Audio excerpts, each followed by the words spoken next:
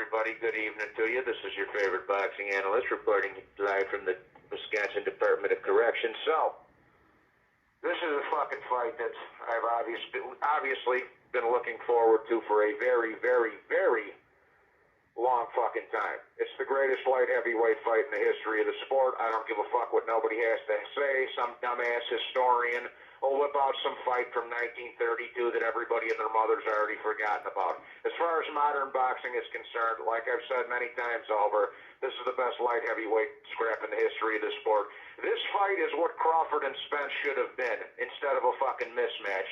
And unfortunately, because both guys are the wrong skin color and they don't come from America, this fight isn't going to get the publicity or the coverage that it deserves because of discrimination against Eastern Europeans in the sport of boxing, the most racially oppressed group in the sport, hands down, bar none. Every close decision they lose. When they're deserving of a title shot, they don't get it. It's just discrimination at this point. And to continue that trend, this fight's not going to get the praise it deserves, the publicity it deserves, because they're the wrong skin color and they're from the wrong fucking country. They're white guys, you know. But with that being said, let's break this fucking fight down. And as I'm sitting here telling you this, bro, I'm still very, very, very much on the fence about who I'm picking. I might even change it prior to the fight. We'll see. But the first thing I want to address is Beterbiev's age, and he's injury prone. And we hear this fucking narrative every time Beterbiev's getting ready to fight. And each time he turns into a fucking serial killer, butchers some guy, and knocks him the fuck out. He's got a perfect record. He's holding 3 of the 4 titles.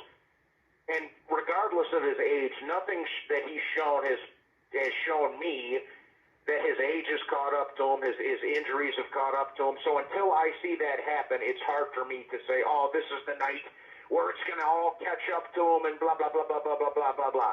Until I see it happen, I can't fucking be the guy to say, oh, this is the night where his age and his injuries and all this shit is going to come back up to him. We have to see it happen first before we can say it. But we hear that narrative in every fight. Now, with that being said, given his age and the fact that he is a little bit injury prone, Bivol's elusiveness and his footwork and his punch placement and his versatility, that combined with his age and his injuries and shit like that might pose a bigger problem for Beterbiev, because this is the Super Bowl of the light heavyweight division, like I'm saying.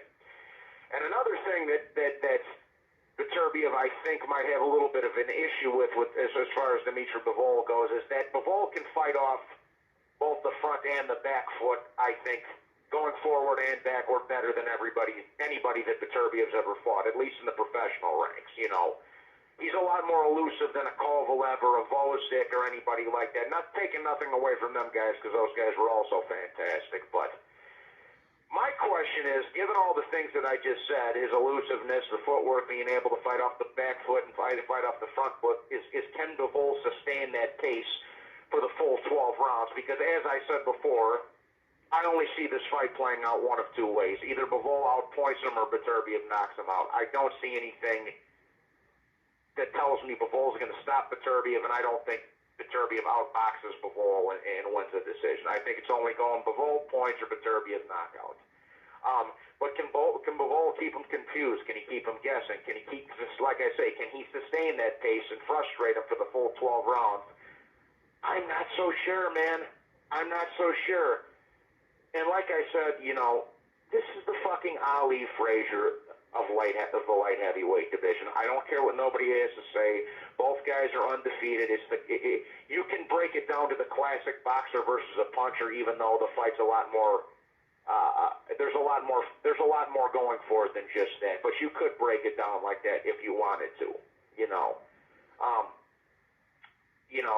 I see this kind of playing out as a mixture between maybe Julio Cesar Chavez versus Meldrick Taylor, combined with maybe a little bit of a De La Hoya Trinidad. And what I mean by that is Meldrick Taylor could get a fucking far lead early on the scorecards and be outpointing Beterbiev, and in that case Chavez, where Beterbiev comes on late and hurts fucking Bivol a couple of times and makes it a fucking, you know, a close competitive fight.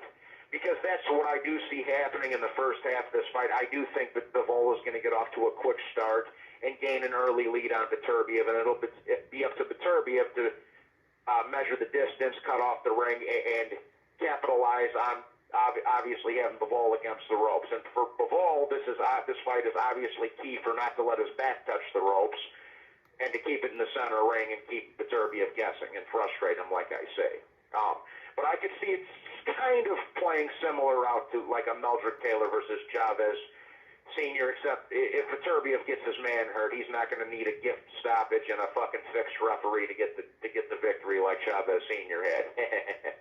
But another thing that we need to mention is the fact that Bivol is fresher, he is younger, he is quicker, and he's not as war-torn as Beterbiev. You know, every time Beterbiev fights, he's getting cut, he is just getting injuries, etc., so forth, like I've already mentioned. So Bivol is the fresher of the two, he is the younger of the two, and he is the more elusive of the two. But on the flip side, man, there's a flip side to that coin, as De Niro said. Beterbiev's the fucking human wrecking ball. You know, it's been years for this guy to have to overachieve to finally get his recognition as a pound-for-pound fighter. The guy's the fucking Russian version of Rocky Marciano, bro. That's what he is. He's the Russian Rocky. Other than properly placed, attorney calls may be monitored and recorded. He's the Russian fucking Rocky Marciano. But, and another thing is this, bro.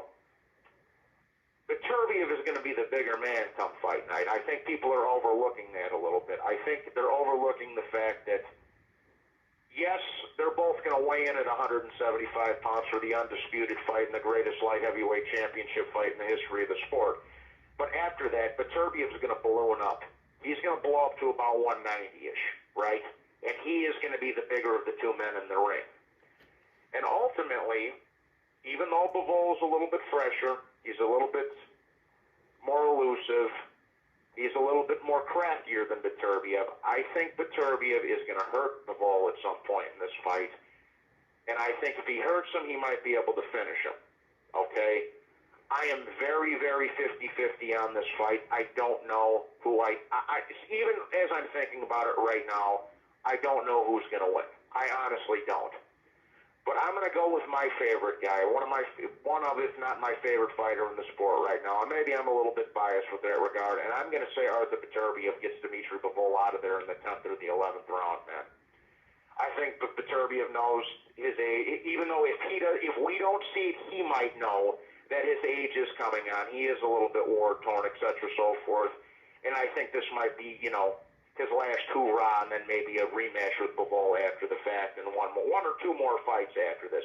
So for my official prediction, I'm going to go with Artur Beterbiev by an 11th round TKO of Dmitry Bivol. Now, with that being said, this is one of the hardest fights I've ever had to predict in my life. If Dmitry Bivol wins and outpoints him out and outboxes him 8-4 rounds, wouldn't shock me at all. I love both of these guys. May the best man win. I have no dog in the race here.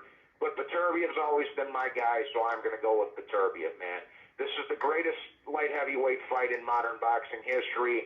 I hope and I pray that this fight gets the publicity and the praise that it deserves, similar to that Crawford and Spence got for so many years, and the fight turned out to be a fucking mismatch. So hopefully people do the right thing like Spike Lee and give this fight the attention, the praise, and the credit that it rightly deserves, man.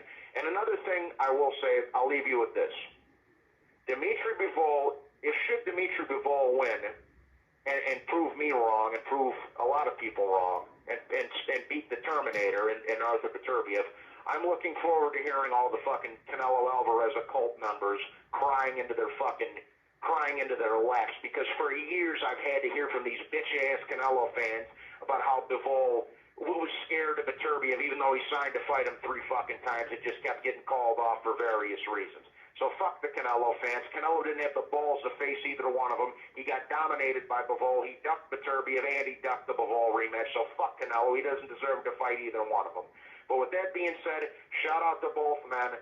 I wish them both the best. I have no dog in the race. May the best man win, but I'm going with Artur Beterbiev by a late stoppage here, people.